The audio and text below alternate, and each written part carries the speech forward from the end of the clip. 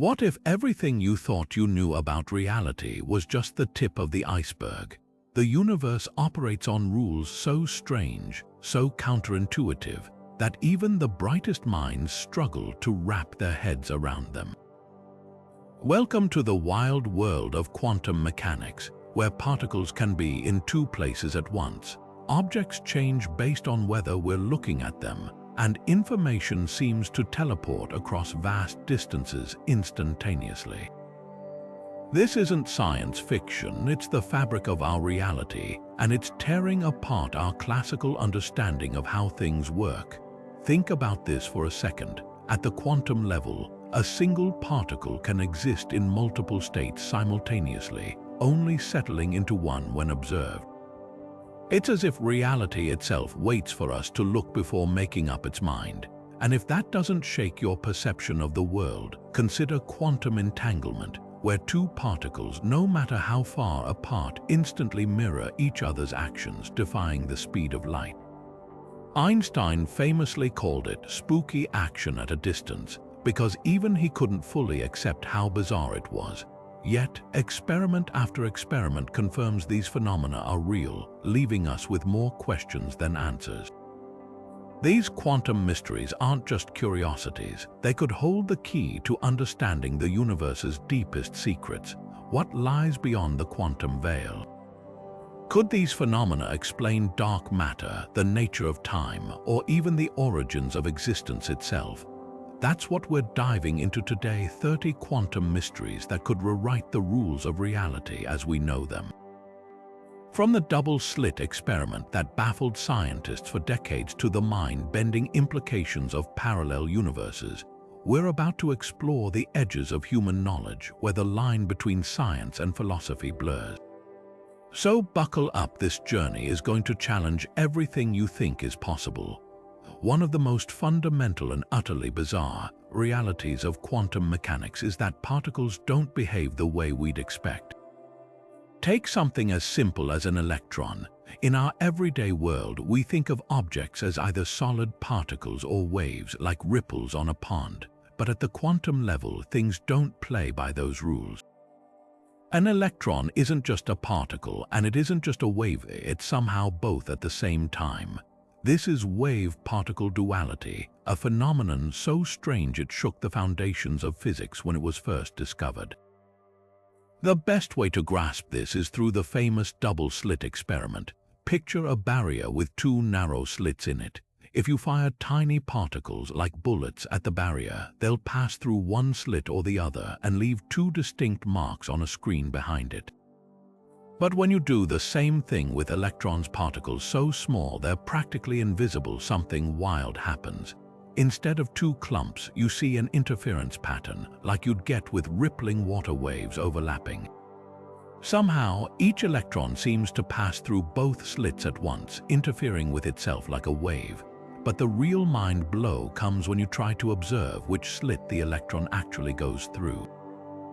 The moment you set up detectors to watch, the interference pattern vanishes. The electrons suddenly behave like ordinary particles, going through one slit or the other. It's as if they know they're being watched and change their behavior on the spot. This isn't just a quirk of electrons, photons, atoms, even molecules large enough to be seen under microscopes all exhibit this same duality. The act of measurement forces the quantum world to pick a side, particle or wave. When left alone, reality stays in a ghostly superposition of both. This isn't just some abstract laboratory curiosity. Wave-particle duality rips apart our classical intuition about how the world works. In the macro world, a baseball is always a baseball, never a wave. But zoom in far enough and the distinction crumbles. This blurring of boundaries hints that all matter at its core is governed by these quantum rules. We just don't notice because the weirdness cancels out at larger scales. So what does that say about the true nature of reality? Are solid objects really just waves of probability when we're not looking? The implications are staggering, and the answers, if they exist at all, might rewrite not just physics but our very understanding of existence itself. Just when you think quantum mechanics can't get any weirder, along comes a thought experiment so paradoxical it's become the stuff of pop culture legend Schrödinger's cat. Imagine a sealed box containing a feline, a vial of poison, and a single radioactive atom. If the atom decays, it triggers a mechanism that releases the poison, killing the cat. But here's the kicker. In the quantum world, that atom exists in a superposition, both decayed and not decayed, until someone opens the box to check. So logically, until observation collapses its state, the cat must be both alive and dead simultaneously.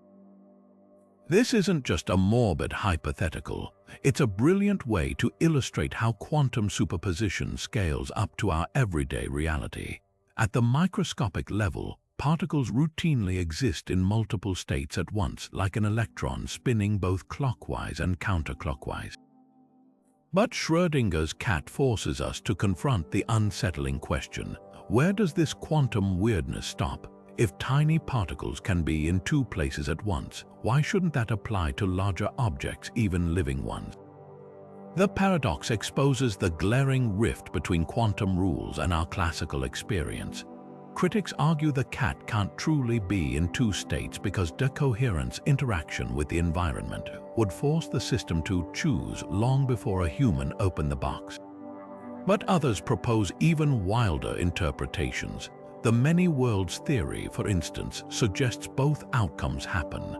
The cat lives in one universe and dies in another, with reality splitting at the moment of observation. Meanwhile, some physicists argue consciousness itself plays a role in collapsing quantum states, implying reality might not fully exist without observers. What makes this paradox endure isn't just its cleverness, it's the profound questions it raises about observation, reality, and the limits of human perception. If a tree falls in a quantum forest with no one to hear it, does it make a sound, or every possible sound at once? If Schrödinger's cat left you questioning the nature of reality, quantum entanglement will make your head spin. Picture two particles, maybe electrons or photons, born from the same quantum event. They become linked in such a way that no matter how far apart they drift, measuring one instantly determines the state of the other, even if they're on opposite sides of the galaxy. This isn't some hypothetical puzzle. It's a verified phenomenon so baffling that Einstein himself dismissed it as spooky action at a distance, convinced there had to be a hidden explanation. Here's where things get truly wild. According to classical physics, nothing can travel faster than light, but entanglement defies that rule. When one particle's spin is measured as up, its entangled partner snaps to down in that exact instant. No signal, no delay, just an immediate, unbreakable connection. It's as if the universe has an invisible thread tying them together, bypassing space and time entirely. For decades, physicists argued over whether this was real or just a quirk of probability. Then came the groundbreaking experiments. In the 1970s, John Bell proposed a way to test if entanglement was truly instantaneous or if hidden variables were at play. When scientists finally ran the experiments, the results were unequivocal. Entanglement is real, and it defies any classical explanation. Even more astonishing, researchers have since entangled particles over distances exceeding 1,000 kilometers, with the correlation between them holding perfect every single time.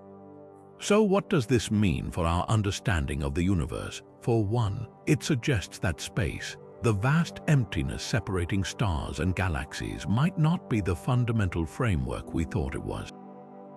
Entanglement implies a deeper layer of connection, a cosmic web where particles communicate in ways we can't yet fathom.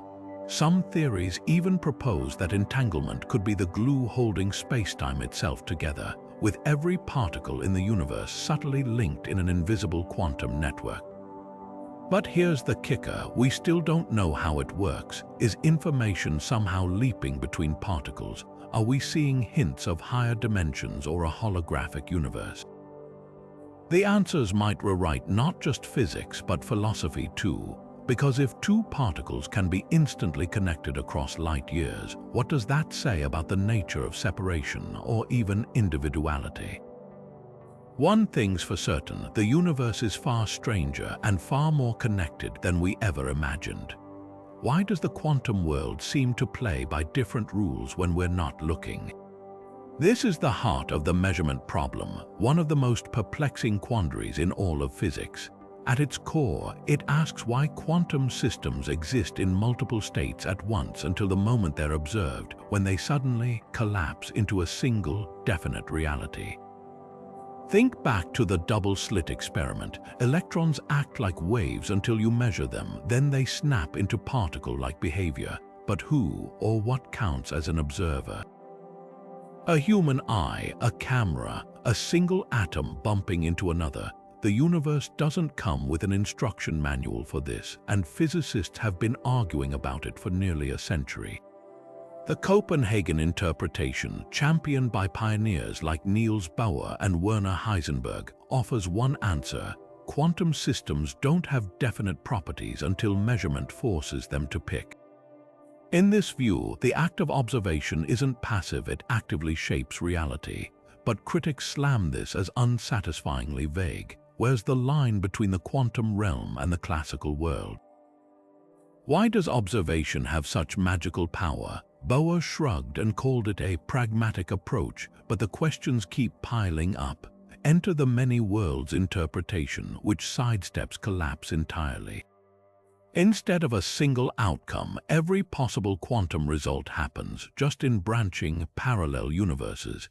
In this wild take, Schrödinger's cat is both alive and dead because the universe splits in two, with each outcome playing out separately. No mysterious collapse, no privileged role for observers, but the cost, an infinite multiverse where every quantum decision spawns new realities. It's elegant in its simplicity, yet mind-numbing in scope. Then there's objective collapse theory, which proposes quantum systems do collapse on their own, just very, very quickly. Tiny fluctuations in space-time or gravity might nudge particles into definite states without human intervention. Experiments like those hunting for spontaneous flashes of light from collapsing particles aim to test this. But if true, it implies there's a hidden layer of physics we've yet to uncover. So why does this matter? Because the measurement problem isn't just academic, it strikes at the nature of reality itself. Does consciousness create the universe, as some radical interpretations suggest? Or is everything predetermined in countless branching timelines? The unsettling truth, we still don't know. And until we do, the quantum world will keep taunting us with its eerie refusal to make up its mind. Ever watched a ball roll up a hill by itself? In our everyday world, that's impossible unless you're dealing with quantum mechanics. Welcome to the bizarre phenomenon of quantum tunneling, where particles pull off Houdini-like escapes by vanishing through barriers they shouldn't even be able to touch. Picture this: an electron trapped inside a box with walls too high for its energy level. Classically, it's stuck forever. But in the quantum realm, there's a chance, however small, that the electron will suddenly appear on the other side of the wall, as if it teleported through solid matter. This isn't just theoretical sleight of hand. Quantum tunneling is the reason the sun shines. Deep in the sun's core, hydrogen nuclei repel each other due to their positive charges, making fusion seem impossible under normal conditions. But thanks to tunneling, protons occasionally cheat through the energy barrier, collide, and fuse into helium, releasing the starlight that powers our solar system. Without tunneling, the universe would be cold and dark, and it's not just cosmic fireworks. Tunneling is the unsung hero behind modern electronics. Your smartphone's transistors rely on electrons tunneling through nanoscale barriers to switch signals on and off at lightning speeds. Flash memory, the backbone of USB drives and SSDs, stores data by trapping electrons in tiny wells until tunneling lets them escape when you hit delete. Even cutting-edge microscopes use tunneling currents to map individual atoms, revealing the invisible architecture of materials. But here's the million-dollar question: how does tunneling work? The answer lies in quantum uncertainty. At subatomic scales, particles aren't neat little billiard balls, they're fuzzy probability clouds. There's always a tiny chance a particle's wave function extends beyond a barrier, allowing it to sample the other side. It's like rolling a die enough times until, against all odds, it lands on 1,000,000. Statistically unlikely, but in a universe with countless particles, inevitable. Critics once dismissed tunneling as a mathematical quirk, yet lab experiments have caught particles red-handed mid-tunnel. In 2018, scientists even observed tunneling in water molecules, proving it's not just an electron thing. Some theories suggest tunneling might play a role in DNA mutations, where protons hop between strands, or in hypothetical faster-than-light travel via traversable wormholes. So next time you charge your phone or bask in sunlight, remember, you're witnessing quantum defiance in action. The universe, it seems, has a knack for breaking its own rules, and tunneling is its ultimate loophole. If you think the quantum world plays hard to get with observation, wait until you meet Heisenberg's uncertainty principle, the universe's ultimate pick-a-struggle rule. This cornerstone of quantum mechanics declares that certain pairs of properties, like a particle's position and momentum, can never be measured with perfect precision at the same time. The more accurately you pin down one, the fuzzier the other becomes. It's not a limitation of our tools, it's baked into the fabric of reality itself. Imagine trying to track a hummingbird in flight. To see its position clearly, you'd need a quick snapshot, but that freezes motion, erasing details about its speed. Conversely, measuring its speed requires observing over time, blurring its exact location. Now shrink that scenario to subatomic scales, where the act of measurement isn't passive. Shine light on an electron to spot it, and the photons you use to see it will literally knock it off course, altering its momentum. The universe, it seems, enforces a cosmic speed limit on knowledge. Heisenberg's principle isn't just a technical hiccup, it obliterates the classical dream of a clockwork universe, where every particle's path could be predicted if only we had enough data. Newtonian physics promised a deterministic world, a chain of cause and effect stretching infinitely forward and backward, but uncertainty throws a wrench into that machinery. If you can't even know a particle's starting position and speed precisely, how could you ever calculate its future? The implications ripple outward. Randomness isn't a gap in our understanding, it's a fundamental feature of existence. Philosophers and physicists have wrestled with this for decades. Einstein, clinging to determinism, insisted God does not play dice. Yet experiments keep confirming that the dice are rigged not by chance but by principle. Some interpretations lean into the chaos, suggesting particles don't have definite properties until measured. Others propose hidden variables lurking beneath the uncertainty, though no evidence has surfaced. Then there's the radical take. What if uncertainty isn't a bug but a design flaw in our perception? Could reality be a tapestry woven from probabilities, with certainty itself being the illusion? The uncertainty principle also hints at something deeper, a trade-off baked into the universe's code. In quantum computing, for instance, this fuzziness isn't a nuisance, it's a resource.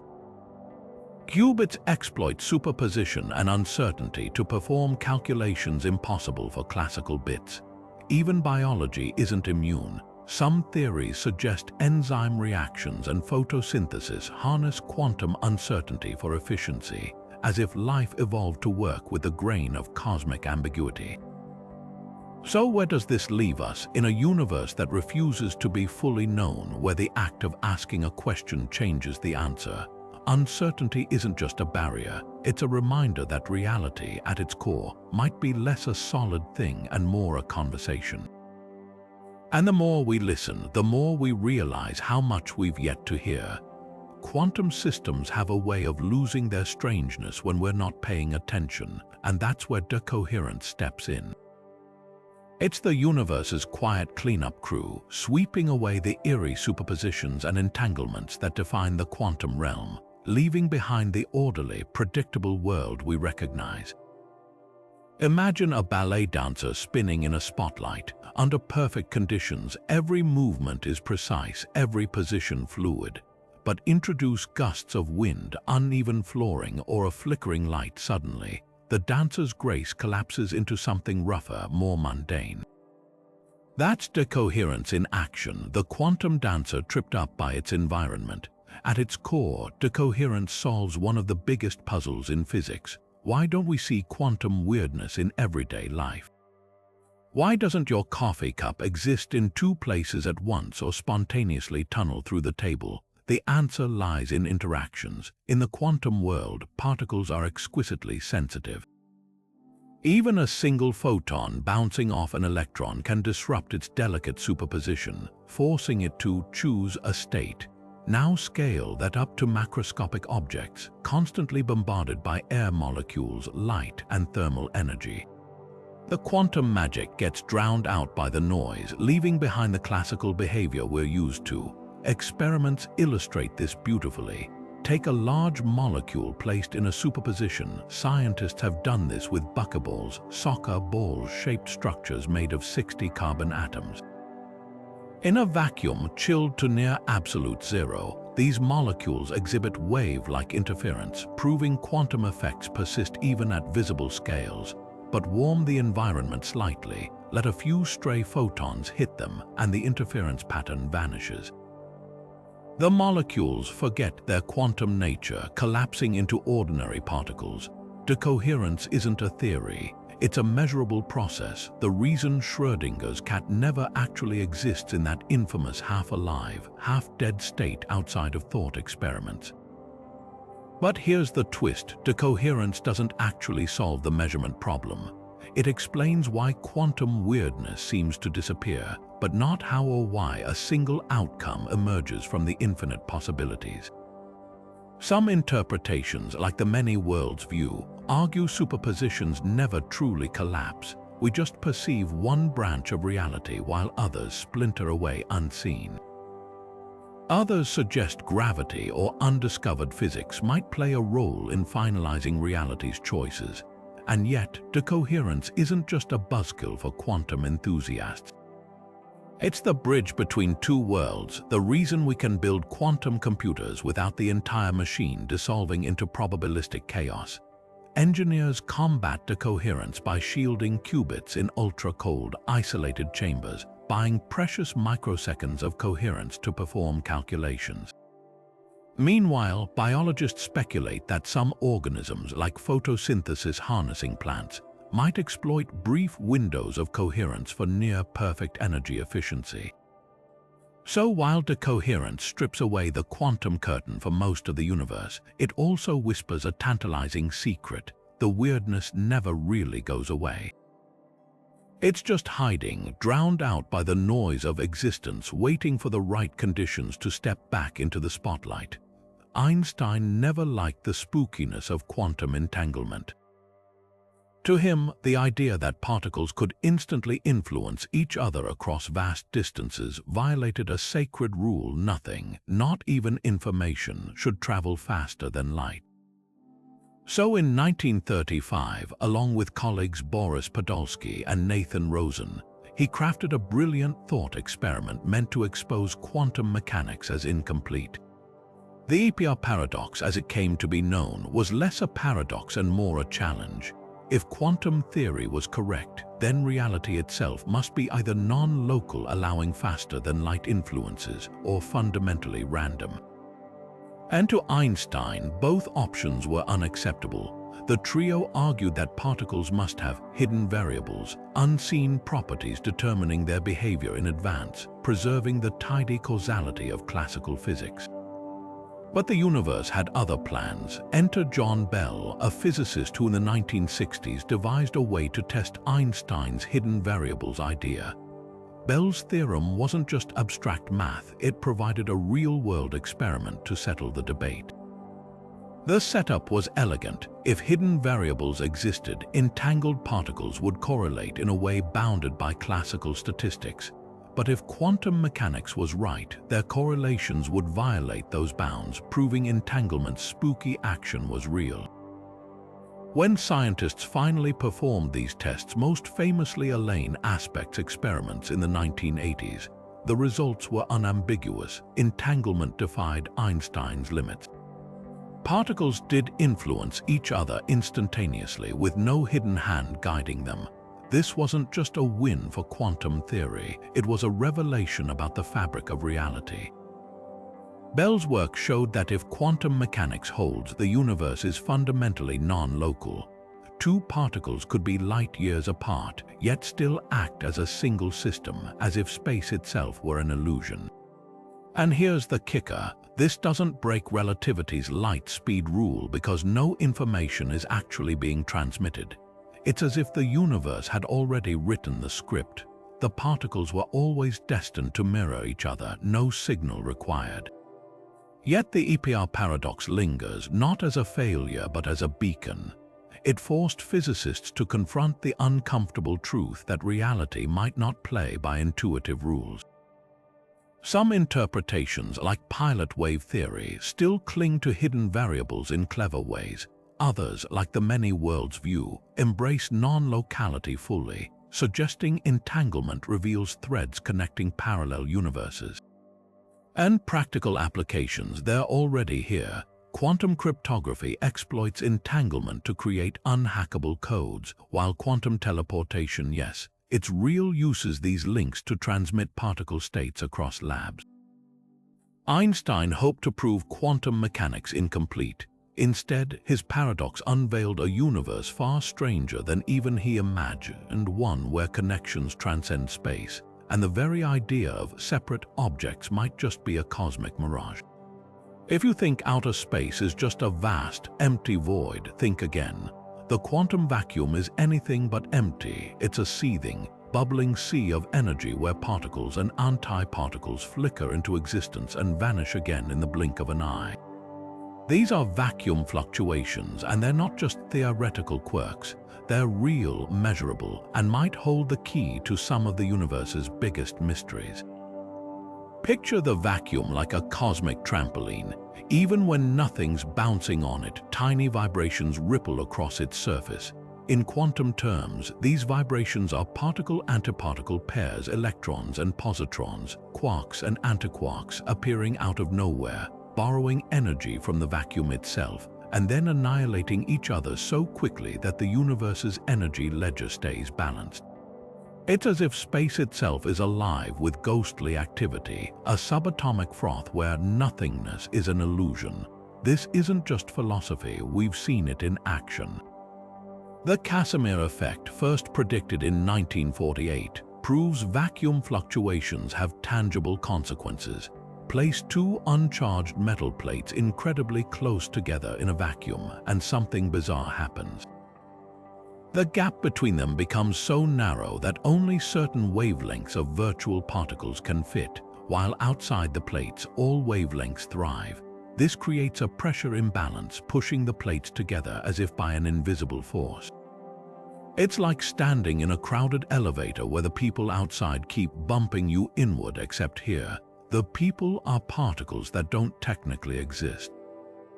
Lab experiments have measured this effect with astonishing precision, confirming that the vacuum is anything but still. But the real bombshell, vacuum fluctuations, might be fueling the universe's expansion. Dark energy, the mysterious force accelerating the cosmos's growth, could stem from this quantum simmer. Calculations suggest the vacuum's energy density should be colossal, so huge that it ought to rip spacetime apart. Yet observations show it's far weaker, a discrepancy known as the cosmological constant problem. Some theories propose that unknown physics cancels out most of this energy, leaving behind the faint residue we call dark energy. Others speculate that we're missing something fundamental about how quantum fields interact with gravity. What's clear is that the vacuum isn't passive. It's a dynamic stage where reality itself flickers in and out of focus, where the very definition of empty gets rewritten. From holding atoms together to shaping the fate of the cosmos, these quantum whispers might be the hidden architects of everything we see and everything we don't. Imagine a coin spinning in midair, not heads, not tails, but both at the same time, existing in a blurred state of possibilities until it lands. That's the essence of quantum superposition, one of the most mind-bending yet fundamental principles of the quantum world. Unlike the solid, definite states we're used to in everyday life, particles at the quantum level refuse to commit until forced to. An electron isn't just here or there, it's everywhere it could be, all at once, with its position described by a probability wave. It's only when we measure it that this wave collapses and the electron chooses a location. This isn't just theoretical hand-waving. Superposition is the engine behind the revolutionary power of quantum computing. Classical computers rely on bits, zeros and ones, like tiny switches flipped on or off.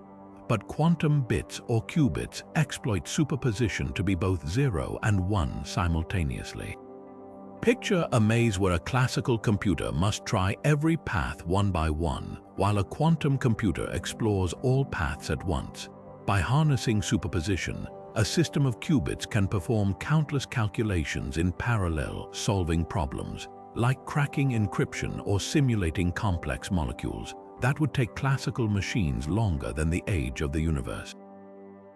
Companies like Google and IBM have already demonstrated this quantum advantage, with machines performing tasks in minutes that would stump supercomputers for millennia. But superposition isn't just a tool for futuristic tech. It's woven into the fabric of reality itself. Take photosynthesis, for example. Plants absorb sunlight with near-perfect efficiency because the energy doesn't hop randomly between molecules. It spreads out in a superposition, sampling all possible pathways at once to find the quickest route. Even our sense of smell might rely on quantum effects, with odor molecules existing in multiple vibrational states until they interact with receptors in our noses. The real mystery: why superposition vanishes at larger scales. We never see cats, cars, or coffee cups in two places at once, even though they're made of quantum particles. The leading theory, decoherence, suggests that interactions with the environment collapse superpositions almost instantly in macroscopic objects, yet experiments keep pushing the boundaries. Scientists have observed superposition in molecules large enough to be seen under microscopes, and some speculate that even macroscopic objects could, under perfect isolation, exhibit quantum behavior. So what does this mean for our understanding of reality? Superposition forces us to confront the idea that the universe isn't just a collection of fixed, independent objects, but a dynamic web of possibilities. It's as if existence itself is a vast, unfinished equation, with particles writing their own answers only when we ask the questions. And the deeper we probe, the clearer it becomes. The quantum world isn't the exception, it's the rule. We're the ones living in the illusion of certainty. What if simply watching something could stop it from changing? In the quantum realm, that's not just possible, it's a law of physics. Meet the quantum Zeno effect, a phenomenon so counterintuitive it sounds like magic. The more you check on a quantum system, the more you freeze it in place. Named after the ancient Greek philosopher Zeno of Elea, who famously argued that motion is an illusion, this effect reveals how observation doesn't just reveal reality, it shapes it. Here's how it works. Imagine an unstable atom poised to decay like a ticking time bomb. In quantum mechanics, decay isn't instant, it's a probability that builds over time. But if you repeatedly measure the atom to see if it's decayed, something strange happens. Each measurement resets the atom's quantum clock, forcing it back to its starting state. It's like hitting pause on a movie every millisecond. The plot never progresses. The more frequently you observe the system, the slower it evolves, as if the universe hesitates under scrutiny. This isn't just theory. In the 1990s, researchers at the National Institute of Standards and Technology demonstrated the Zeno effect by trapping beryllium ions in a superposition of energy states. When they measured the ions every few microseconds, the superposition lingered far longer than expected, like a dancer suspended mid-pirouette by a strobe light. Even more mind-bending, the opposite effect exists too, the anti-Zeno effect, where frequent measurements can accelerate quantum changes under specific conditions. It's as if the universe enjoys keeping us on our toes. So what's actually happening? Every measurement collapses a system's wave function, resetting its evolutionary timeline. Think of it like rolling dice but snatching them back before they settle. The game never ends because you never let the dice land. This has profound implications for quantum technologies. In quantum computing, where fragile qubits lose coherence in microseconds, strategic measurements could extend their lifespan. Scientists are already exploring Zeno gates to stabilize qubits, potentially making quantum error correction far more efficient. But the Zeno effect isn't just a lab trick, it might echo in biology. Some theories suggest enzymes or neural processes could exploit frequent interactions to steer quantum states, optimizing reactions in ways classical physics can't explain. Even consciousness itself has been speculated to harness Zeno-like mechanisms, with some proposing that continuous observation by the brain could sustain quantum coherence in microtubules. The takeaway: reality isn't just affected by observation, it's defined by it. Whether freezing atoms or fueling quantum breakthroughs, the Zeno effect blurs the line between witness and participant, reminding us that in the quantum world, to watch is to change. Teleporting information across vast distances sounds like pure science fiction, but in the quantum realm, it's not just possible, it's already happening. Quantum teleportation doesn't involve beaming matter like in Star Trek. Instead, it's about instantly transferring the state of a particle from one place to another, no physical travel required. The secret: entanglement, that spooky connection where particles mirror each other's properties no matter how far apart they are. Here's how it works. Imagine you have a pair of entangled particles, let's call them Alice and Bob. You want to teleport the quantum state of a third particle, say, a photon with specific spin properties, to Bob. By performing a clever series of measurements on Alice and the target photon, the original photon state vanishes from its location and reappears in Bob as if teleported. The kicker: no data actually travels between them. It's like destroying a recipe in one kitchen and magically recreating it in another, purely through the shared knowledge of entangled ingredients. This isn't just theoretical sleight of hand. In 1997, scientists teleported a photon's quantum state for the first time across a lab bench. Fast forward to 2017, and Chinese researchers shattered records by teleporting a photon state from Earth to a satellite orbiting over 1,000 kilometers away. The implications are staggering. Quantum teleportation could revolutionize secure communication, enabling unhackable networks where information leaps between nodes without passing through vulnerable channels.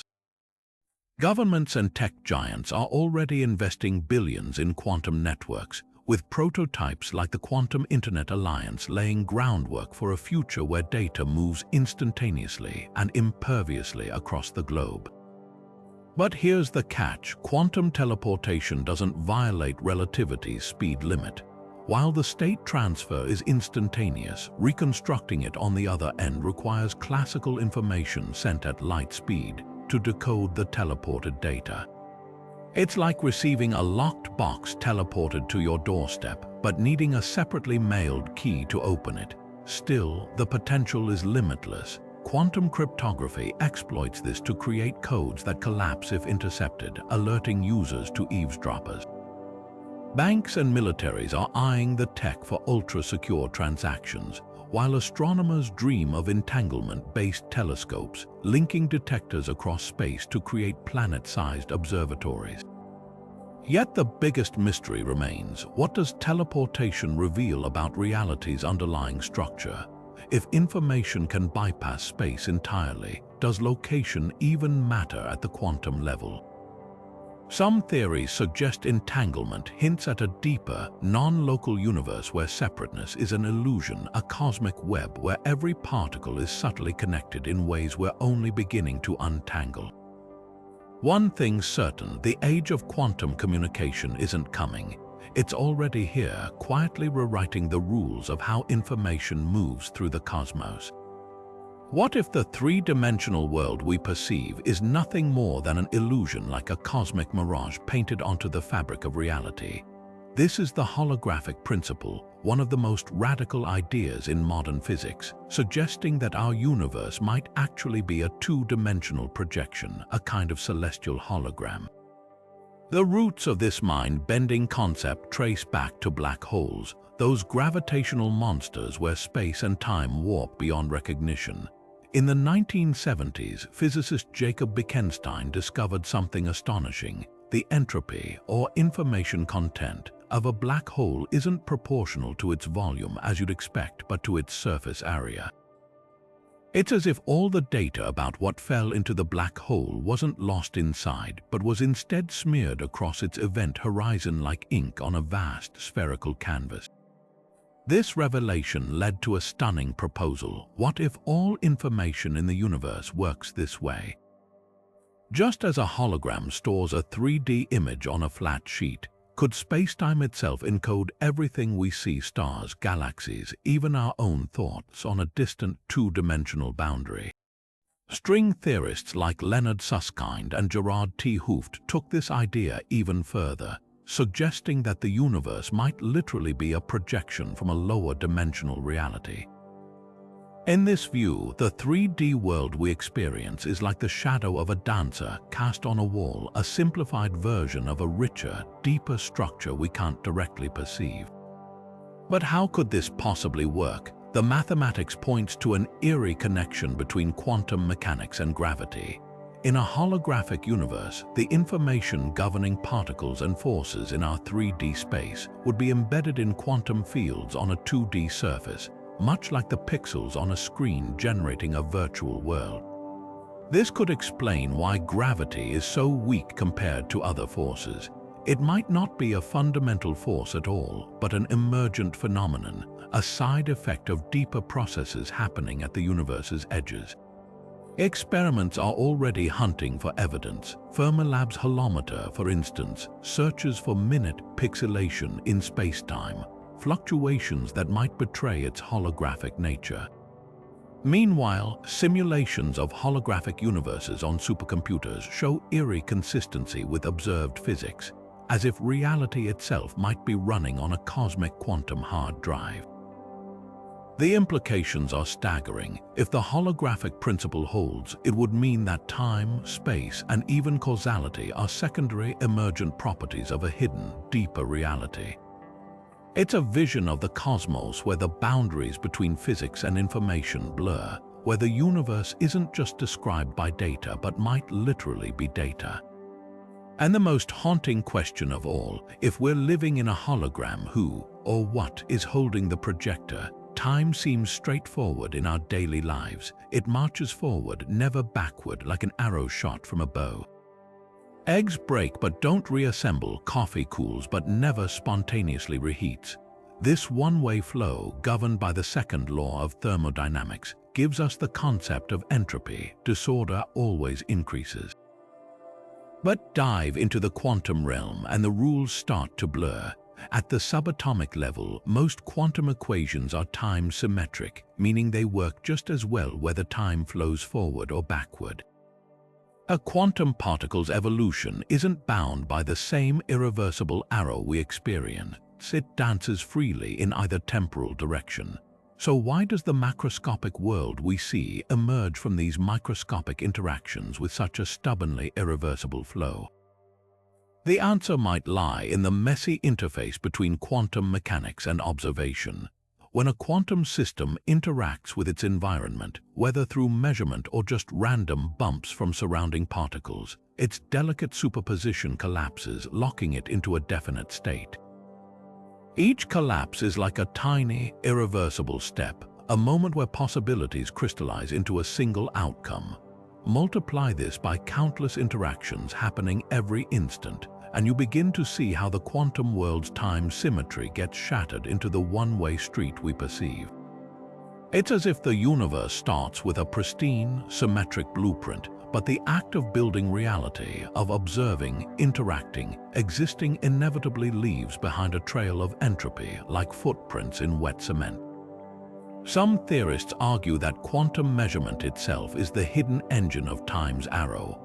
Every collapse of a wave function isn't just a moment of decision, it's a microscopic contribution to the universe's growing disorder.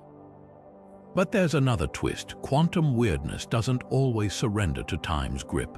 Experiments with entangled particles show that quantum correlations can persist even when the events creating them appear to happen in reverse order. In certain setups, the effect can precede the cause, at least from some frames of reference challenging our classical notions of causality. This has led to wild proposals like the two-time interpretation, where quantum systems evolve both forward and backward in time simultaneously, only settling into a single history when observed. The deeper we probe, the clearer it becomes that time's arrow isn't just a feature of the universe, it's a puzzle stitched into the quantum fabric itself. Whether driven by entropy, measurement, or some deeper physics waiting to be uncovered, the flow of time might be the ultimate illusion, a shadow cast by the quantum world's hidden symmetries. And if we ever unravel this mystery, we might find that the past, present, and future aren't as separate as they seem. Einstein's general relativity paints gravity as the warping of space-time, a smooth, cosmic canvas bending under the weight of stars and galaxies.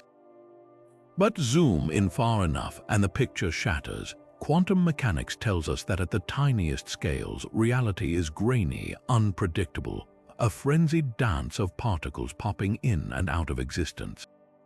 So what happens when these two titanic theories collide? The result is one of physics' greatest unsolved puzzles, the quest for quantum gravity. At the heart of the problem is a fundamental mismatch. General relativity deals with the vast, the continuous, the predictable planets orbiting, black holes merging. Quantum mechanics, on the other hand, thrives in the realm of the infinitesimal, where probabilities reign and particles defy definite positions. When you try to apply quantum rules to gravity itself, the math implodes. Predictions spit out infinities, equations break down, and space-time itself seems to dissolve into chaos near the center of black holes or at the instant of the Big Bang. It's like trying to stitch water with a needle. The tools don't fit the material, but physicists aren't ones to back down from a challenge. Enter loop quantum gravity, one bold attempt to quantize space-time itself.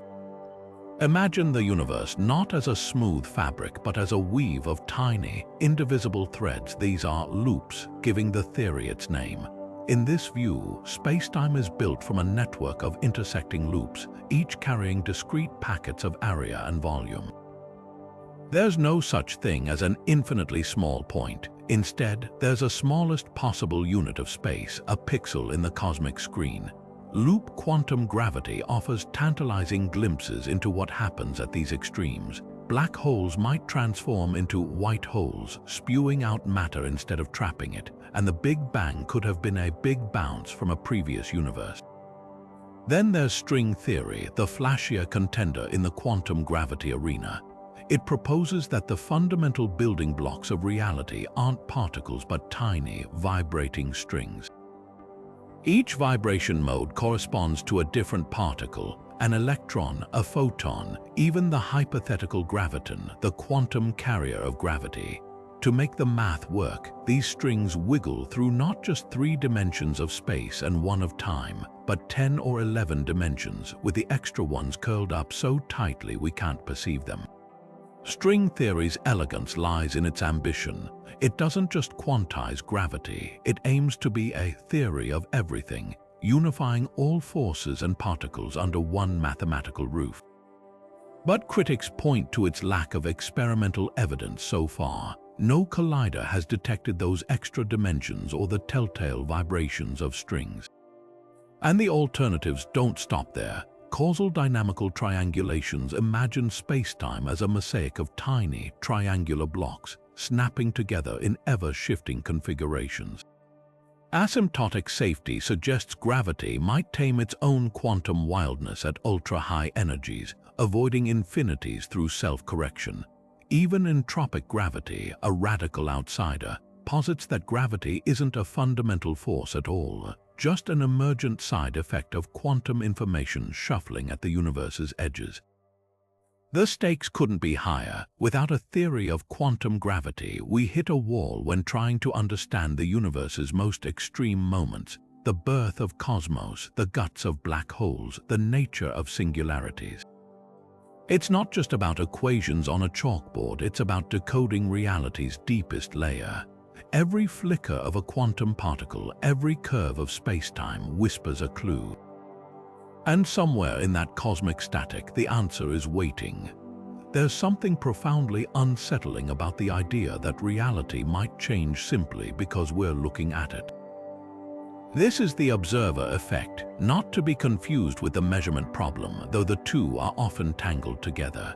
While the measurement problem grapples with why observation collapses quantum states, the observer effect focuses on the raw, inescapable truth that the act of watching does something to the system being watched. It's as if the universe is a shy performer, altering its behavior the moment it senses an audience.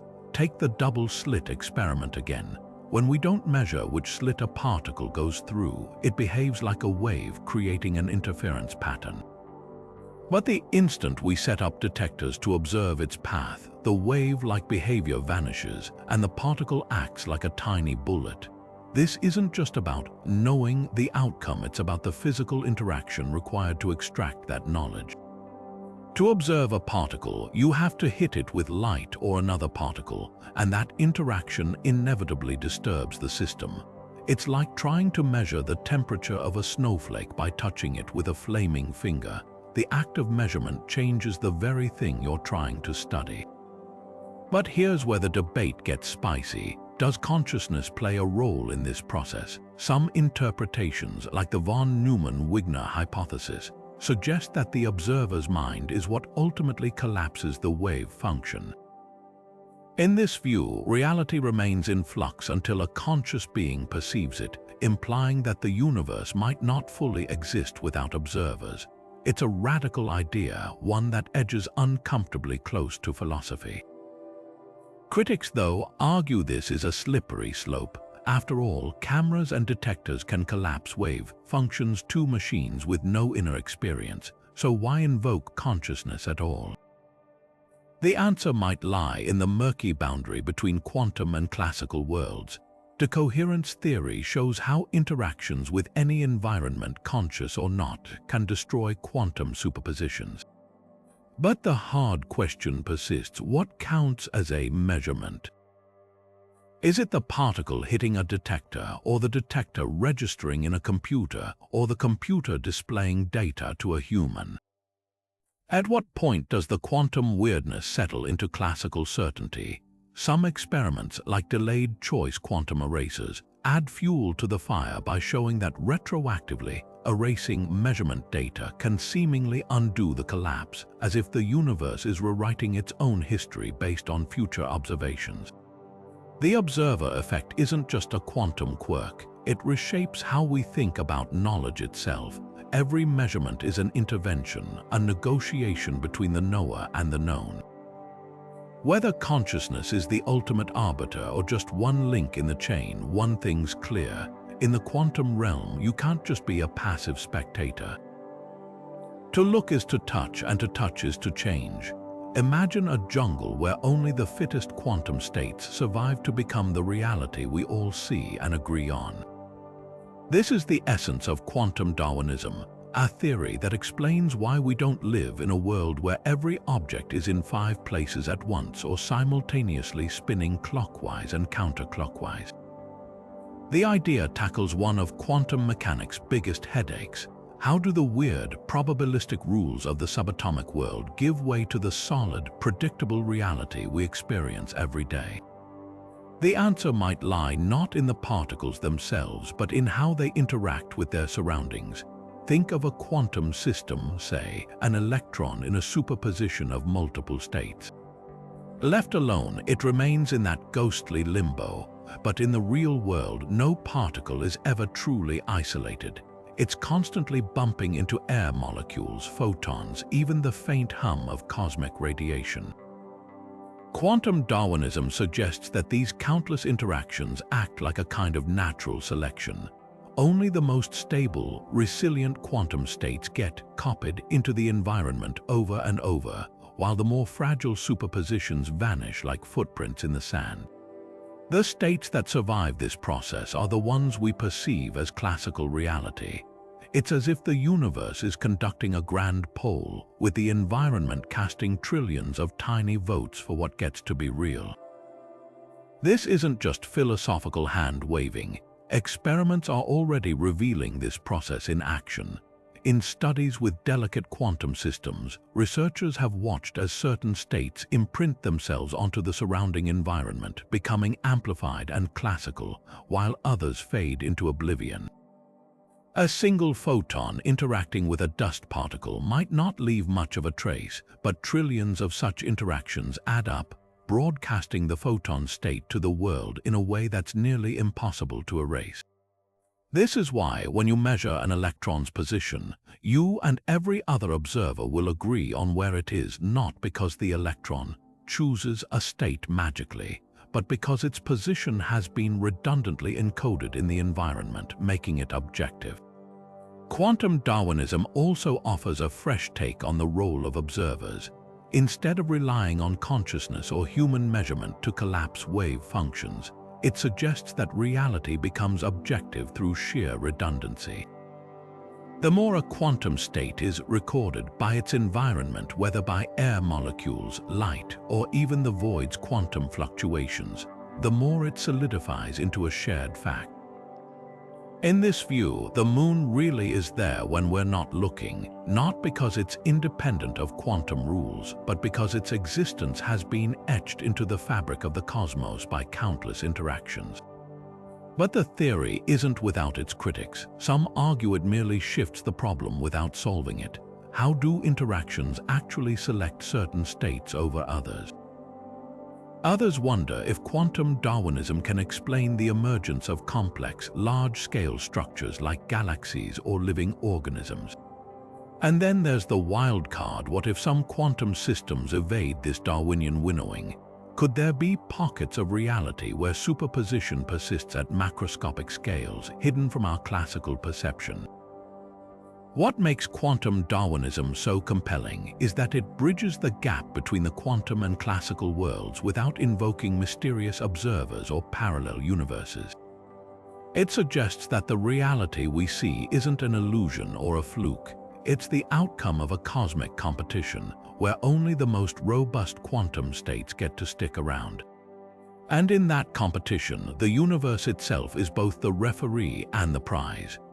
Black holes have long been the ultimate cosmic vaults. Once something crosses their event horizons, it's gone forever, crushed into a singularity where even light can't escape. Or so we thought. In the 1970s, Stephen Hawking made a shocking discovery. Black holes aren't completely black. They slowly leak energy, emitting what we now call Hawking radiation. Over eons, this trickle of particles causes black holes to evaporate, vanishing entirely. But here's the problem: quantum mechanics states that information can never be destroyed. Every particle that falls into a black hole carries information about its properties: spin, charge, mass. If the black hole disappears, where does that information go? This is the black hole information paradox, and it's been tearing physicists apart for decades. Picture this: you burn a book. The ashes might seem like gibberish, but in theory, with perfect knowledge, you could reconstruct every word from the smoke and char. That's quantum mechanics. Promise information is always preserved, just scrambled. But toss that book into a black hole and the rules seem to break. Hawking radiation, as originally conceived, is random thermal noise carrying no trace of what fell in. It's like burning a library and getting back nothing but blank pages. This violates quantum unitarity, the bedrock principle that information must be reversible. Either Hawking was wrong or quantum mechanics is incomplete, a terrifying possibility. Enter the firewall paradox, a desperate attempt to reconcile the mismatch. Some theorists propose that the event horizon isn't the smooth gateway Einstein imagined, but a searing wall of high-energy particles. Anything hitting this firewall would be incinerated, preserving information by converting it into radiation. But this creates another headache. General relativity demands that crossing the horizon should feel like nothing special, a principle called the no-drama rule. Firewalls violate this, implying a brutal discontinuity in spacetime. It's as if the universe can't decide whether black holes are gentle traps or cosmic shredders. Then there's the holographic solution, which suggests information isn't lost, it's encoded on the black hole's surface like a celestial hard drive. Just as a hologram stores 3D data on a 2D surface, every particle swallowed might imprint its information onto the event horizon. As the black hole evaporates, this data could gradually leak out through Hawking radiation, scrambled but intact. Recent breakthroughs in string theory and gravitational wave astronomy hint at this possibility, with simulations showing how information might survive evaporation. Yet the debate rages on. Some argue the paradox reveals gaps in our understanding of quantum gravity. Others believe it's a clue that spacetime itself is emergent, a secondary structure built from deeper quantum interactions. One thing's certain, black holes aren't just cosmic vacuum cleaners. They're the universe's most ruthless puzzle boxes, guarding secrets that could redefine reality itself. And until we crack them open, the paradox remains a glaring hole in our knowledge. What if every decision you've ever made spawned an entirely new universe? This isn't the plot of a sci-fi movie, it's the multiverse interpretation of quantum mechanics, a theory so audacious it suggests our cosmos is just one page in an infinite cosmic library. At its core, this idea stems from a radical solution to the measurement problem. Instead of quantum superpositions collapsing into a single outcome when observed, every possible outcome happens, each in its own separate, branching reality. Toss a quantum coin, and in one universe it lands heads, while in another tails. With no need for mysterious collapses or observers, the universe doesn't choose, it divides. The math behind this is surprisingly elegant. Quantum equations describe particles as waves of probability, with no inherent preference for one state over another. The many worlds interpretation proposed by Hugh Everett in the 1950s takes these equations at face value. If a particle can be in two places at once, then it is in both, just in different, non-communicating branches of reality. Over time, these branches multiply exponentially. Every quantum event, from atomic decays to neural firings in your brain, forks the timeline. Somewhere out there, a version of you became a professional pianist instead of watching this video, while another conquered the world in a dystopian dictatorship. The sheer scale is mind-numbing, not just countless universes, but infinite ones, each infinitesimally different from the next. But how could we ever test such a theory? Critics argue it's borderline untestable after all. We're trapped in one branch with no way to peek into others, yet supporters counter with subtle clues. Quantum interference patterns, like those in the double-slit experiment, might hint at interactions with shadow branches. Some even propose that rare quantum events, like particles tunneling improbably far, could be echoes of other universes nudging ours. And if the multiverse is real, it could explain cosmic fine-tuning, the eerie precision of physical constants that allow life to exist. Maybe we don't live in a miraculously perfect universe, just the one branch where conditions happen to align for us to notice. Philosophically, the multiverse splits thinkers as sharply as it splits timelines. For some, it's a comforting democratization of reality. Every possibility is realized, so no path is truly lost. For others, it's a nihilistic nightmare, rendering individual choices meaningless in a sea of infinite selves. And then there's the existential whiplash. If every quantum event spawns new worlds, how real is this moment? Are we just a fleeting configuration in an unfathomable ensemble? Love it or hate it, the multiverse forces us to confront the limits of science itself. Is a theory valuable if it can't be falsified? Or does its explanatory power, answering quantum weirdness without extra rules, earn it a place at the table? One thing's certain, if the multiverse is real somewhere out there, a version of you just nodded in agreement while another scoffed and clicked away. And neither of you will ever know.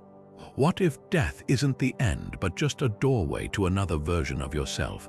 The concept of quantum immortality plunges us into one of the most unsettling corners of the multiverse theory, suggesting that consciousness might have a way to cheat oblivion by hopping between timelines. Imagine you're playing Russian roulette with a gun that has 1,000,000 chambers and only one bullet. Statistically, the odds are in your favor, but in the vast multiverse, there's always a branch where the trigger clicks on an empty chamber. No matter how unlikely survival seems, some version of you will always make it through. And if consciousness follows the path of continued existence, could you reading this right now, be the one who never dies? This isn't just wild speculation. The idea stems from applying many worlds' logic to subjective experience. If every quantum possibility spawns a new universe, then even events with infinitesimal survival odds, like leaping from a skyscraper and landing unharmed, must play out somewhere.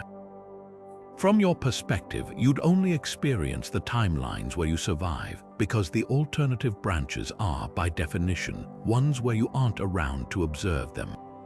It's like flipping a coin an infinite number of times. There's always a streak where it lands heads forever, and from that streak's viewpoint, tails never happen. Critics, unsurprisingly, have plenty of objections. For one, this interpretation leans heavily on the assumption that consciousness follows living branches, a premise with no scientific backing. There's also the gruesome implication that you'd witness increasingly improbable survivals, like waking up from a nuclear blast unscathed or persisting as a charred, barely alive husk in some post-apocalyptic timeline. And what about aging? If quantum immortality holds, would you just keep living until the heat death of the universe, trapped in a body that refuses to quit? Philosophers and physicists alike wrestle with the implications. Some argue that quantum immortality reduces consciousness to a cosmic accident, a glitch in probability's code. Others see it as a twisted comfort, a guarantee that experience never truly ends, just shifts. But the most chilling thought experiment comes from Max Tegmark, who proposed that if the theory were true, every human alive today might be a statistical anomaly. The lucky survivors of countless near-death branching points will never remember. The eerie truth: will likely never prove or disprove quantum immortality empirically. After all, dead people don't write papers, but the idea forces us to confront the limits of probability, identity, and what it really means to exist in a universe where every possibility, no matter how strange, gets its own stage. Whether a profound insight or a philosophical dead end, it's a reminder that in the quantum multiverse, even the most personal questions might have answers we can't afford to test. Time might feel like a steady river flowing from past to future, but quantum mechanics suggests it's far stranger, an illusion stitched together from something deeper. One radical idea proposes that time isn't fundamental at all, but emerges from the intricate dance of quantum entanglement. Picture two entangled particles. Even if separated by light years, their states remain mysteriously linked. Some physicists argue this connection isn't just a quirk, it might be the very fabric from which time is woven. In this view, the ticking of clocks and the flow of cause and effect could be cosmic side effects, shadows cast by entangled particles constantly updating each other's states across the universe. It's as if time isn't a backdrop to reality, but a story written by quantum relationships where every interaction is a sentence in the narrative. Then there's the Planck scale, the universe's smallest possible units of space and time. Just as a movie appears smooth but is actually a rapid flipbook of still frames, space-time might be pixelated at scales so tiny they defy imagination. At 10 to the minus 43 seconds, the Planck time is the shortest meaningful interval, a blink so brief that light travels just one Planck length in that span. Below this threshold, the very concepts of before and after might dissolve into quantum foam, a seething chaos where time loses all meaning. Imagine trying to measure the ripples on a pond with a ruler made of water. It's not just difficult, it's impossible because the tools themselves are part of the turbulence. Experiments are beginning to probe these wild ideas. Quantum clocks atoms so precise they lose or gain just 1 second over the age of the universe are being entangled to test whether time emerges from their interconnected states. Meanwhile, theories like loop quantum gravity suggest space-time might literally be woven from discrete loops, with time emerging like the melody from a strummed guitar string. Even black holes, those cosmic time warps, could hold clues. As they evaporate via Hawking radiation, their event horizons encode information in ways that might reveal how time's arrow is stitched into the quantum code. The implications are dizzying. If time is emergent, not fundamental, then the distinction between past, present, and future could be as illusory as the flatness of the Earth. Free will might be a statistical fluke in a universe where every now is just one slice of a vast, branching quantum loaf. And if time is granular at the Planck scale, then our smooth, continuous experience of reality is just a trick of scale, like mistaking a mosaic for a painting when seen from far enough away. Whether a byproduct of entanglement or a pixelated illusion, the quantum nature of time forces us to confront the unsettling possibility that the ticking clock in your room isn't measuring something universal. It's just humming along to a tune played by the universe's deepest, most hidden rhythms. And somewhere in those rhythms, the answers to time's greatest mysteries might be waiting to be heard. For centuries, biology and physics seemed to occupy separate worlds, one ruled by the messy, warm complexity of life, the other by the cold precision of particles and forces. But peel back the curtain and you'll find quantum mechanics might be pulling the strings in living systems all around us. Take photosynthesis, the process that turns sunlight into energy for plants. At first glance, it's just chemistry. Photons hit chlorophyll, electrons get excited, and energy moves along. But dig deeper and something miraculous happens. The energy doesn't hop randomly between molecules like a pinball. It spreads out in a quantum superposition, exploring all possible pathways at once to find the most efficient route. It's as if plants have mastered a form of quantum teleportation, shuttling energy with near-perfect efficiency because they're exploiting the bizarre rules of the subatomic world. Then there's the avian compass, the built-in GPS that guides birds across continents with uncanny precision. For decades, scientists puzzled over how migratory birds like robins and European robins navigate using Earth's faint magnetic field. The answer might lie in a quantum quirk called radical pairs. When light hits a protein in a bird's eye, it creates entangled electron pairs whose spins are sensitive to magnetic fields. Depending on the field's orientation, these pairs react differently, producing chemical signals the bird's brain can interpret.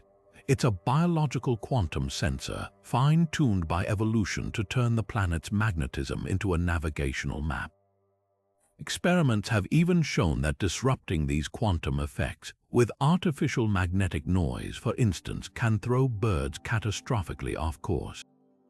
And what about smell? The conventional theory says odor molecules fit into receptors like keys into locks, triggering specific scents. But some molecules with identical shapes smell completely different, while others with wildly different structures share nearly identical odors. Quantum physics might explain why. The vibrational frequencies of odor molecules could trigger electron tunneling in our nasal receptors, with quantum mechanics acting as a sort of molecular spectrograph. It's a controversial idea, but experiments suggest our noses might be subtle quantum detectors, sampling the music of molecules at a subatomic level.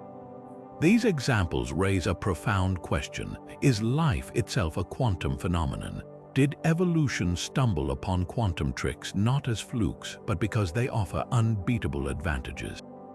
Some theorists propose that life's origins might even trace back to quantum coherence in the primordial soup, with self-replicating molecules exploiting superposition to speed up chemical reactions.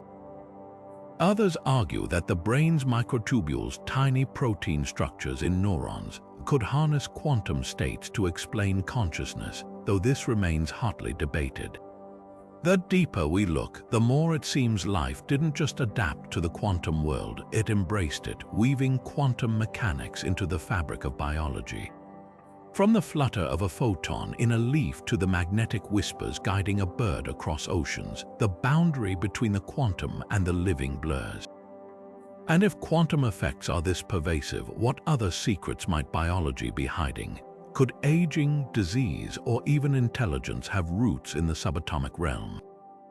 One thing's certain, the next frontier of science might not lie in the stars, but in the quantum heartbeats of life itself. What if the weirdness of quantum mechanics isn't a bug in the universe, it's a feature of the code? The simulation hypothesis, once relegated to sci-fi and philosophy circles, has gained startling traction among some physicists who argue that the quantum realm's unpredictability might be evidence we're living in an advanced digital construct. Think about it, in a video game, objects don't render until you look at them to save processing power. Now compare that to the quantum world where particles only snap into definite states when observed. The parallels are hard to ignore. Could quantum indeterminacy be the universe's way of optimizing its resources, only calculating the specifics when absolutely necessary? This idea isn't as far-fetched as it sounds. Digital simulations like the ones we run on supercomputers have to make trade-offs between accuracy and computational load. Simulate every atom in a cup of coffee with perfect precision, and you'd need more processing power than exists in the known universe. But if you only calculate the atoms someone's actually observing, suddenly the task becomes manageable. Sound familiar? It's eerily close to how quantum systems behave, with probabilities collapsing into reality only upon measurement. Even the Planck scale, the universe's smallest possible units of space and time, could be seen as pixelation, a built-in resolution limit like the pixels on a screen or the frame rate of a simulation. Then there's entanglement, the phenomenon Einstein called spooky action at a distance. In a simulated universe, entangled particles wouldn't need to communicate faster than light. They could simply share underlying data tags like two characters in a game referencing the same line of code. No signal, no delay, just synchronized properties because they're fundamentally linked at the programming level. Some theorists even point to mathematical constants like the fine structure constant as potential hard-coded parameters. The universe's laws seem suspiciously fine-tuned for life, almost as if they were deliberately set. But the most provocative clue might lie in quantum randomness itself. True randomness is notoriously hard to generate computationally. Most random numbers in simulations are pseudorandom, derived from complex but deterministic algorithms. Quantum mechanics, though, delivers genuinely unpredictable outcomes, unless, that is, the randomness isn't inherent but an artifact of limited resolution. Glitches in video games often arise from rounding errors or processing shortcuts. Could quantum fluctuations be the cosmic equivalent tiny artifacts of the simulation's rendering engine struggling to keep up? Of course, not everyone's convinced. Critics argue the simulation hypothesis is unfalsifiable, a fancy modern take on "gods did it." others counter that if our universe is a simulation, the simulators would likely embed detectable signatures like anomalies in high-energy particle collisions or telltale patterns in cosmic microwave background radiation. So far, no such smoking gun has been found. But the deeper we probe quantum mechanics, the harder it becomes to shake the unsettling question: what if our reality is just an advanced civilization's physics project running on hardware we can't even begin to imagine? Whether cosmic coincidence or coded reality, the simulation hypothesis forces us to confront the possibility that the universe's strangest behaviors might not be flaws, but clues, breadcrumbs left by creators who, like game developers, know that every simulation has its limits. And if that's true, the real mystery isn't just how the quantum world works, but who's pressing the keys. Imagine watching a movie where the ending reshapes the entire plot, rewriting scenes you've already seen. The quantum eraser experiment does something just as mind-bending, proving that particles don't just behave strangely when observed. They can retroactively change their past actions based on what we choose to measure later. It's as if the universe has an undo button, and pressing it can alter history itself. The experiment starts simply enough with the classic double-slit setup. Particles fired at a barrier with two slits create an interference pattern when their wave-like nature is left undisturbed. But add a twist, tag each particle with which path information as it passes through the slits, and the interference vanishes. The particles start behaving like tiny bullets, as if they're aware they're being tracked. Here's where the magic happens. Introduce a quantum eraser, a device that scrubs away that which path data after the particles have already hit the detector. Suddenly, the interference pattern reappears, as if the particles remember they were supposed to act like waves all along. This isn't just a quirk of timing, it's a violation of everything we know about cause and effect. The decision to erase the information isn't made until long after the particles have landed, yet it somehow influences how they behaved before the choice was even conceived. It's like discovering that editing a film's final scene could change how the actors delivered their lines on set decades earlier. Experiments have confirmed this repeatedly, with photons, electrons, even entire atoms, all seemingly rewriting their own histories based on future observations. So what's really going on? One interpretation is that quantum systems don't settle into a single reality until all possible measurements are accounted for. The universe keeps its options open, a cosmic game of choose-your-own-adventure where the ending retroactively decides the path. Another wild idea: time might not flow linearly at the quantum level. Particles could be threading backward and forward through time, stitching together a consistent story only when the final observation pins it down. The implications for causality are staggering. If erasing data can change the past, does that mean the future influences the present? Could quantum effects be weaving a web of interdependence across time, where actions haven't truly happened until the universe stops leaving room for revisions? Some theorists speculate this might hint at a block universe where past, present, and future exist simultaneously, and our perception of time's flow is just an illusion. Yet the most haunting question remains: how much of reality is truly fixed, and how much is just waiting for us to make up our minds? The quantum eraser doesn't just blur the line between observer and participant. It suggests we might be co-authors of a story still being written, where even the past isn't safe from edits. At the heart of quantum mechanics lies a peculiar rule so fundamental we often take it for granted: the Born rule. It tells us that the probability of finding a particle in a particular state isn't proportional to its wave amplitude, but to the square of that amplitude. Why squares? Why not cubes or some other mathematical function? This seemingly simple quirk hides one of quantum theory's deepest mysteries, an unproven axiom that somehow bridges the gap between the fuzzy world of quantum possibilities and the concrete probabilities we actually observe. Imagine tossing a quantum coin. In classical physics, heads and tails each have a 50% chance, but in the quantum realm, the coin exists in a superposition, a blend of both outcomes described by a wave function. The Born rule steps in to convert this ethereal wave into tangible odds, decreeing that the probability equals the wave function's squared magnitude. For decades, this rule has been phenomenally accurate, predicting experimental results with uncanny precision. Yet no one can fully explain why nature obeys it. Even Max Born, who first proposed the rule in 1926, admitted he arrived at it through intuition rather than derivation. The search for answers has spawned wild theories.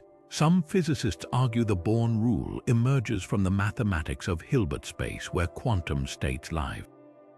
In this abstract arena, squaring amplitudes naturally reflects how overlapping waves interfere constructively or destructively to produce observable patterns. Others turn to the many worlds interpretation, suggesting probabilities arise from counting branches in the multiverse. If every possible outcome occurs in some universe, the squared rule might simply reflect how densely those realities are packed. Then there's the decision-theoretic approach, which treats the Born rule as a logical necessity for agents making bets in a quantum world, akin to how rational thinkers use probabilities in games of chance. But not everyone accepts the Born rule as gospel. Alternative frameworks like pilot wave theory reject probabilities entirely, positing that particles have definite positions guided by hidden pilot waves. Others explore modifications to quantum mechanics that would tweak the squaring rule, though no experiment has ever caught nature deviating from it. The most radical idea, that the Born rule isn't a law at all, but a consequence of deeper physics we've yet to uncover. Perhaps a signature of how our universe emerges from something even stranger, like quantum gravity or a holographic boundary. What makes this mystery so profound is that it strikes at the very core of how quantum mechanics connects to reality. Without the Born rule, the theory is just elegant math with no link to the actual world we measure. Yet with it, we're left grappling with a formula that works flawlessly but resists explanation, like a magic incantation written in a lost language. Whether a fundamental truth or a shadow of deeper laws, the Born rule remains a silent architect of the quantum world, whispering that beneath the surface of every probability, there's still a mystery waiting to be squared away. Quantum entanglement doesn't just defy intuition, it throws a wrench into one of physics' most sacred laws, Einstein's theory of relativity, which insists nothing can outrace light. Yet entangled particles somehow coordinate their states instantly across cosmic distances, as if space and time were mere suggestions. This is quantum non-locality, a phenomenon so jarring that even now, nearly a century after its discovery, physicists still grapple with its implications. If entanglement lets particles whisper to each other faster than light, does that mean relativity is wrong, or is there a deeper layer of reality we're missing? One daring escape route from this paradox is pilot wave theory, a hidden variable model that dares to rewrite quantum mechanics from the ground up. Unlike the standard interpretation, where particles lack definite properties until measured, pilot wave theory proposes that particles always have real, precise positions. They're just guided by an invisible pilot wave that orchestrates their motion. Picture a surfer riding a wave. The surfer's path isn't random but dictated by the wave's shape. In this view, entanglement isn't spooky action at a distance, but the result of subtly intertwined pilot waves, choreographing particle behavior behind the scenes. When one particle is measured, its pilot wave updates instantaneously, tugging its entangled partner into sync, no faster than light signals required. But there's a catch. Pilot wave theory is resolutely non-local. The pilot wave connects particles in a way that ignores space and time, violating relativity's spirit even if not its letter. Worse, the theory struggles to extend to quantum field theory, leaving gaps when applied to high-energy physics. And then there's the elephant in the room. If hidden variables are real, why do they remain forever hidden? Experiments like those testing Bell's inequality have ruthlessly eliminated most local hidden variable models, leaving only the non-local ones like Pilot Wave as contenders. This raises a thorny question. Is non-locality the price we pay to keep quantum mechanics intact? Some physicists argue yes, embracing the idea that the universe is fundamentally interconnected in ways that transcend distance. Others hunt for loopholes like retrocausality, the idea that future measurements could ripple backward in time to influence past events, preserving relativity's speed limit while explaining entanglement. Then there's superdeterminism, a radical take suggesting every measurement outcome was predestined from the dawn of time, rendering the illusion of choice moot. Yet amid these debates, one truth stands firm. Quantum non-locality isn't just a quirk, it's a beacon pointing toward a deeper architecture of reality. Whether through hidden variables, emergent spacetime, or some yet unknown physics, the solution will redefine our understanding of the cosmos. Because if particles can ignore the void between them, then the universe might be far more intimate and far stranger than we ever imagined. Chaos theory tells us that a butterfly flapping its wings in Brazil can set off a tornado in Texas, a poetic way of saying that tiny, unpredictable changes can snowball into enormous consequences. Now imagine that same unpredictability, but rooted in the quantum realm, where particles flicker in and out of existence and probabilities reign supreme. This is quantum chaos, the idea that the universe's grandest structures, galaxies, black holes, even the fabric of space-time, might owe their existence to microscopic quantum jitters that got amplified beyond comprehension. At first glance, quantum mechanics and chaos seem like opposites. Quantum systems follow precise probabilistic rules, while chaotic systems are exquisitely sensitive to initial conditions, making their long-term behavior practically unknowable. But dig deeper and you'll find a startling connection. Quantum uncertainty might seed classical chaos. Picture a particle hovering in a superposition, its position a blur of possibilities. Now nudge it, not with a precise push, but with a quantum fluctuation, a random hiccup from the vacuum itself. Over time, that tiny indeterminacy could cascade, like a single misaligned domino triggering a chain reaction that reshapes an entire system. Cosmology offers the most dramatic stage for this quantum chaos. The early universe was a seething quantum foam, where fluctuations in energy and density were microscopic. Yet these fluctuations didn't stay small. Inflation, the universe's explosive early growth, stretched them across cosmic scales, imprinting them onto the distribution of matter. Today, those quantum wrinkles are etched into the cosmic microwave background, the afterglow of the Big Bang, and they've grown into the vast web of galaxies we see. In this light, every galaxy cluster, every void in the cosmos might trace back to a quantum quirk smaller than an atom. But the quantum chaos doesn't stop there. Black holes, those ultimate chaotic systems, might also be puppets of quantum randomness. Hawking radiation, the slow leak of energy from black holes, is inherently probabilistic, with particles tunneling out of the event horizon in unpredictable bursts. Over eons, these quantum escapes could dictate a black hole's lifespan, its final explosive moments dictated by a roll of the subatomic dice. Even the arrow of time, the relentless march from order to disorder, might be a quantum accident. Some theories suggest the universe's low entropy beginning the inexplicably tidy starting point that lets time flow forward could have been a statistical fluke in a quantum multiverse. The eerie takeaway: the universe might be built on a foundation of quantum chaos, where the smallest uncertainties sculpt the largest structures. From the flutter of a particle's position to the spin of a galaxy, the cosmos could be a cosmic Rube Goldberg machine, with quantum mechanics as its first invisible domino. And if that's true, then chaos isn't just part of reality, it's the silent architect. The human brain remains one of the universe's greatest unsolved mysteries, 3 pounds of gray matter capable of pondering its own existence. But what if the secret to consciousness lies not in biology alone, but in the shimmering quantum realm? This is the radical proposition of the quantum brain hypothesis, a theory so controversial it straddles the line between neuroscience and metaphysics. At its core is a startling idea that microtubules, tiny protein structures inside neurons, might harness quantum effects to generate conscious experience, turning the brain into a biological quantum computer. Sir Roger Penrose, the mathematical physicist who cracked black holes with Stephen Hawking, teamed up with anesthesiologist Stuart Hameroff to craft this theory.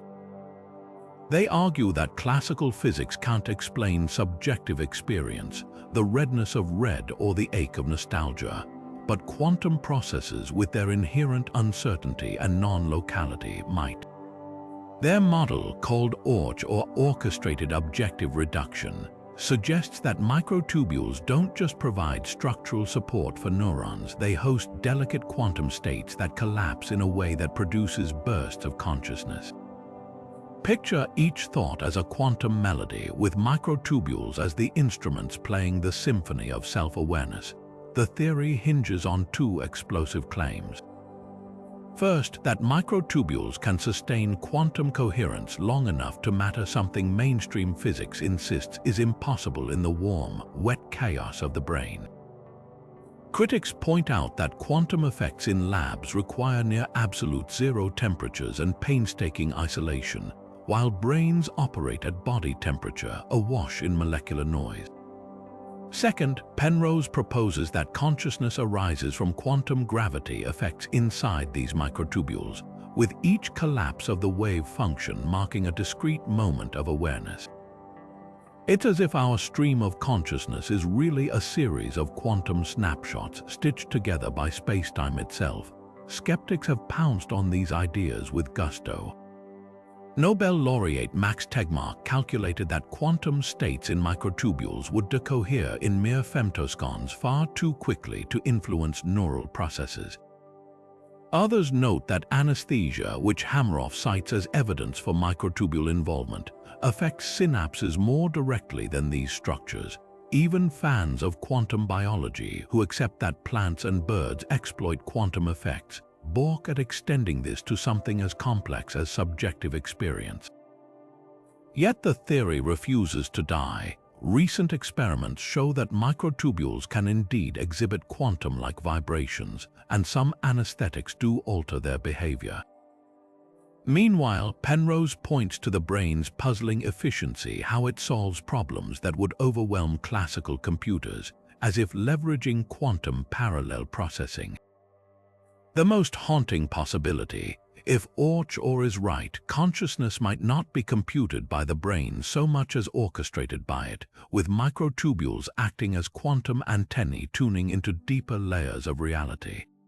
Whether fact or fringe, the quantum brain hypothesis forces us to confront the staggering possibility that the mind might be the universe's most sophisticated quantum experiment, a place where the boundary between observer and observed blurs into pure wonder. The numbers that govern our universe feel almost too perfect to be accidental. Take gravity, for instance, just a fraction weaker, and stars wouldn't have enough pressure to ignite nuclear fusion. A hair stronger, and the cosmos would have collapsed back on itself eons ago. Or consider the cosmological constant, the energy density of empty space. If it were slightly higher, galaxies could never form, slightly lower, and the universe would have torn itself apart before life had a chance. This razor-thin balancing act is known as the fine-tuning problem, and it's one of the most haunting puzzles in physics. How did a universe with dozens of independent constants, each dialed to absurdly precise values, end up being so hospitable to life? One way out is to argue that we got lucky. Statistically, someone had to win the cosmic lottery, and we're the fortunate ones. But the odds are so astronomically slim that this explanation feels unsatisfying, like flipping a coin and getting heads a billion times in a row. Enter the multiverse theory, which swaps luck for scale. If our universe is just one bubble in an infinite froth of universes, each with randomly dialed constants, then it's no surprise that at least one turned out right for life. The catch: we have zero evidence for other universes, and some critics argue this just kicks the mystery upstairs. Who or what set the rules for the multiverse itself? Then there's the more contentious option: intelligent design. Could the constants be tuned deliberately by some transcendent force? While this idea appeals to intuition, it's a non-starter for many scientists, as it relies on an unexplained explainer, a designer who themselves would need an origin. Yet even skeptics admit the precision is eerie. Physicist Freeman Dyson once mused that the universe must have known we were coming, echoing the sentiment that its laws feel oddly prearranged. A middle path emerges in the idea of a self-tuning universe, a cosmos where the constants aren't fixed but dynamically adjust to stable configurations. Some string theory models suggest extra dimensions could relax into life-friendly values, like a marble settling into the bottom of a bowl. Others propose that consciousness itself plays a role, with observers somehow shaping the laws that allow them to exist.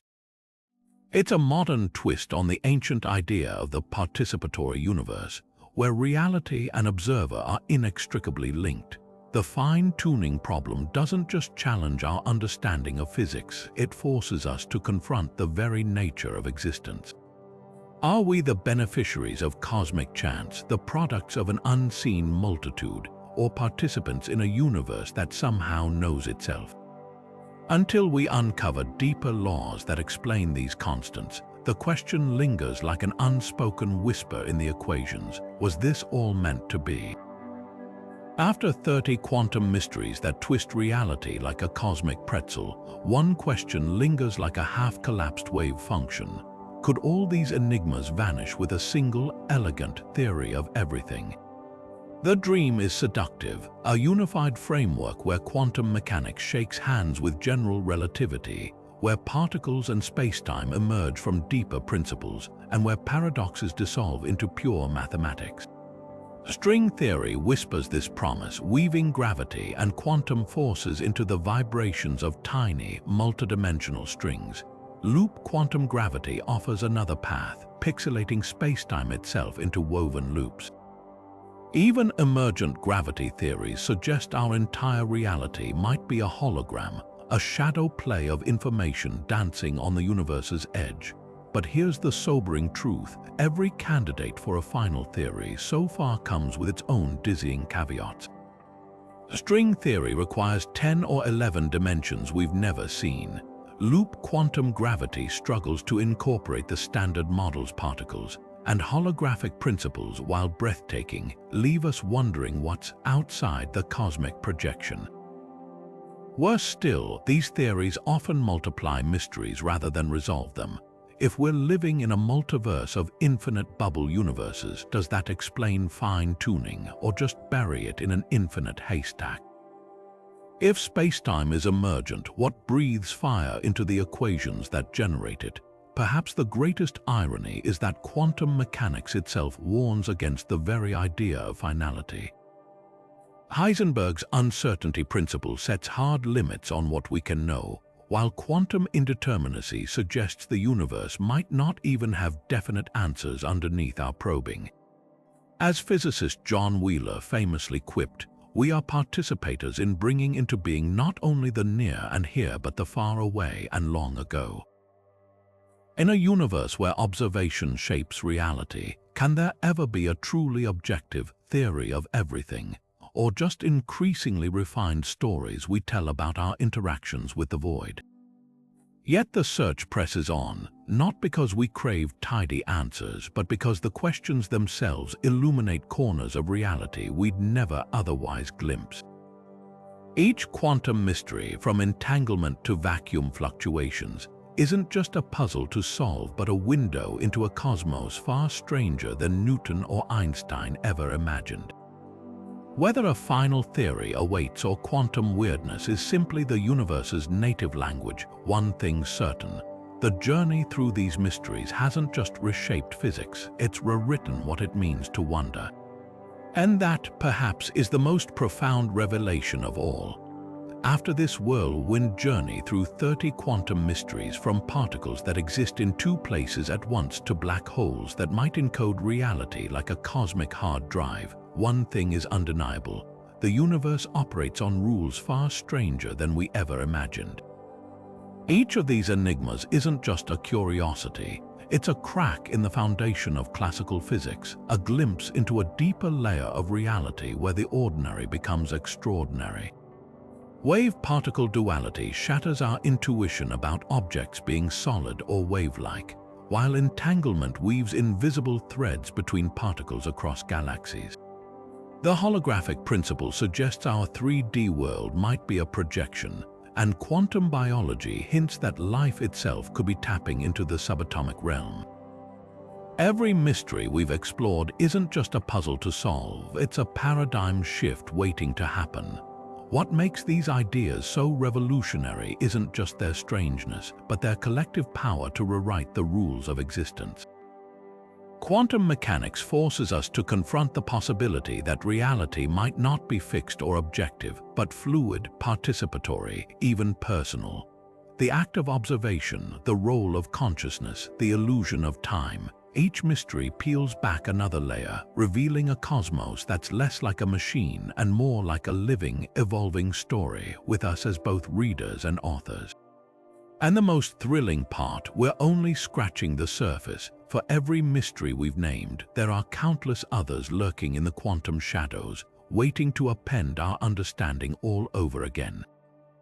So as we wrap up this exploration, here's the real question. Which of these mysteries grips you the most? Is it the spine-tingling spookiness of entanglement, the brain-breaking multiverse, or the haunting fine-tuning of the cosmos?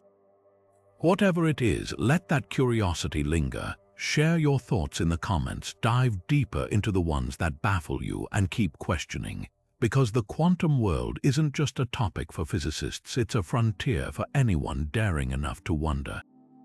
And who knows, the next big breakthrough might not come from a lab, but from someone like you staring at the stars and asking, what if the universe, after all, loves a good mystery?